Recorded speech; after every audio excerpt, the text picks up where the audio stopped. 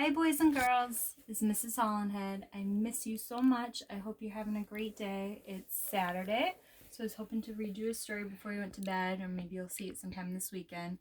But it's called A Bad Case of Stripes by David Shannon. He's the same author that wrote No, David, No. Camilla Cream loved lima beans, but she never ate them. All of her friends hated lima beans, and she wanted to fit in. Camilla was always worried about what other people thought of her. Today, she was fretting even more than usual. It was the first day of school, and she couldn't decide what to wear. There were so many people to impress. She tried on 42 outfits, but none seemed quite right. She put on a pretty red dress and looked in the mirror. Then she screamed.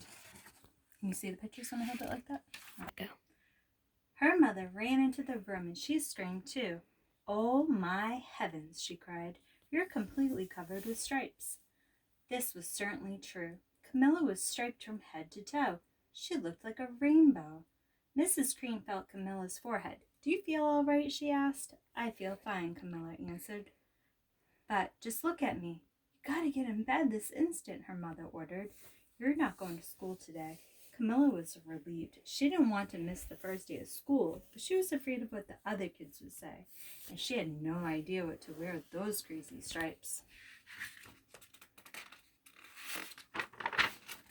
That afternoon, Dr. Bumble came to examine Camilla.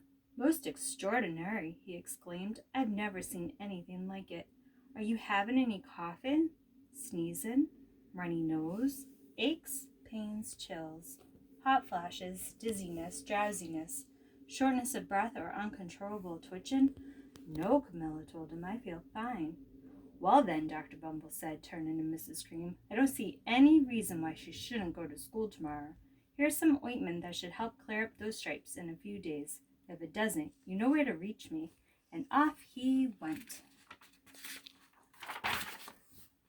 The next day was a disaster. Everyone at school laughed at Camilla. They called her Camilla Crayon and the Night of the Living Lollipop. She tried her best to act as if everything was normal. But when the class said the Pledge of Allegiance, her stripes turned red, white, and blue. She broke out into stars.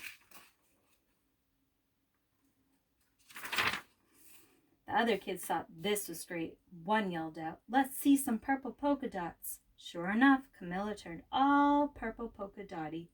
Someone else shouted, "Checkerboard," and a pattern of squares covered her skin.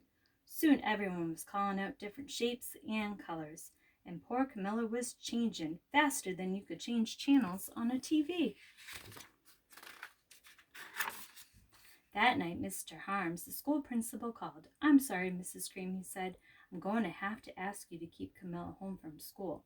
She's just too much of a distraction, and I've been getting calls from the other parents. They're afraid those stripes may be contagious."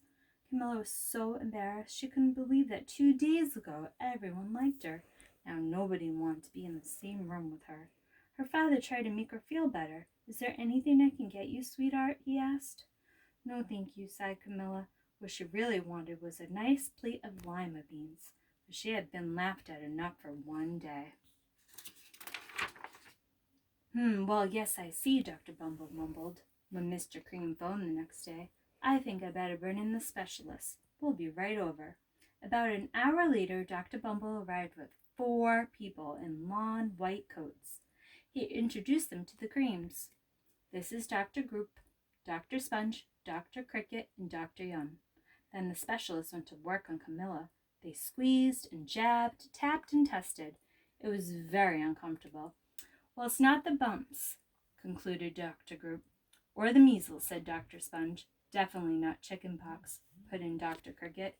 "Or sunburn," said Dr. Young. "Try these," said the specialist. They each handed her a bottle filled with different colored pills.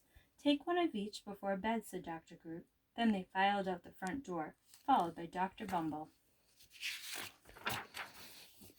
That night, Camilla took her medicine. It was awful. When she woke up the next morning, she did feel different. But when she got dressed, her clothes didn't fit right. She looked in the mirror, and there, staring back at her, was a giant, multicolored pill with her face on it. Dr. Dr. Bumble rushed over as soon as Mrs. Cream called. But this time, instead of the specialists, he brought the experts. Dr. Gourd and Mr. Mellon were the finest scientific minds in the land. Once again, Camilla was poked and prodded, looked at and listened to. The experts wrote down lots of numbers. Then they huddled together and whispered. Dr. Gourd finally spoke. It might be a virus, he announced with authority. Suddenly, fuzzy little virus balls appeared all over Camilla. Or possibly some form of bacteria, said Mr. Mellon. Out popped squiggly little bacteria tails. Or it could be a fungus, added Dr. Gourd. Instantly, Camilla was covered with different colored fungus blotches. The experts looked at Camilla and then at each other. We need to go over these numbers again, back at the lab. Dr. Gourd explained, we'll call you when we know something, but the experts didn't have a clue, much less a cure.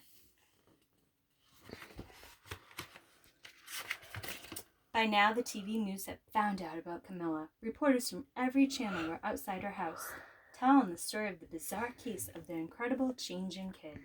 Soon a large crowd was camped out on the front lawn. The Creams were swamped with all kinds of remedies, from psychologists, allergists, herbalists, nutritionists, psychics, an old medicine man, a guru, and even a veterinarian. Each so-called cure only added to poor Camilla's strange appearance until it was hard to even recognize her.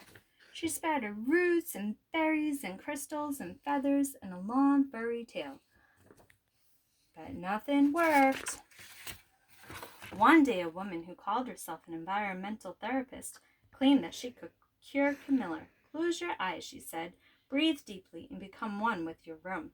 I wish you hadn't said that. Camilla groaned slowly. She started to melt into the walls of her room. Her bed became her mouth. Her nose was a dresser, and 2 paintings were her eyes. The therapist screamed and ran from the house. What are we going to do? Cried Mrs. Cream. It just keeps getting worse and worse. She began to sob. Sob means to cry. At that moment, Mr. Cream heard a quiet little knock at the front door. He opened it, and there stood an old woman who was just as plump and sweet as a strawberry. Excuse me, she said brightly, but I think I can help. She went into Camilla's room and looked around. My goodness, she said with a shake of her head. What we have here is a bad case of stripes. One of the worst I've ever seen. She pulled a container of small green beans from her bag. Here, she said, these might do the trick. Are those magic beans? Asked Mrs. Cream. Oh my, no, replied the kind old woman. There's no such thing. These are just plain old lima beans. I bet you like some, wouldn't you? She asked Camilla. Camilla wanted a big heaping plateful of lima beans, more than just about anything, but she was still afraid to admit it. Yuck, she said. No one likes lima beans, especially me. Oh dear, the old woman said sadly. I guess I was wrong about you. She put the beans back in her bag and started toward the door. Camilla watched the old woman walk away. Those beans would have tasted good, and being laughed at for eating them was nothing compared to what she had been going through. She finally couldn't stand it. Wait, she cried. The truth is, I really love lima beans. I thought so, the old woman said with a smile. She took a handful of beans and popped them into Camilla's mouth. Said Camilla. Suddenly the branches, feathers, and squiggly tails began to disappear.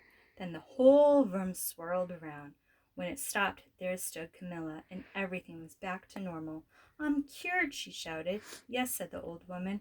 I knew the real you was in there somewhere. She patted Camilla on the head. Then she went outside and vanished into the crowd. Afterward, Camilla wasn't quite the same. Some of the kids at school said she was weird, but she didn't care a bit. She ate all the lima beans she wanted, and she never had even a touch of the stripes again. Boys and girls, I hope you have a good night and a good weekend, and I'll see you soon, hopefully. Take care. Bye.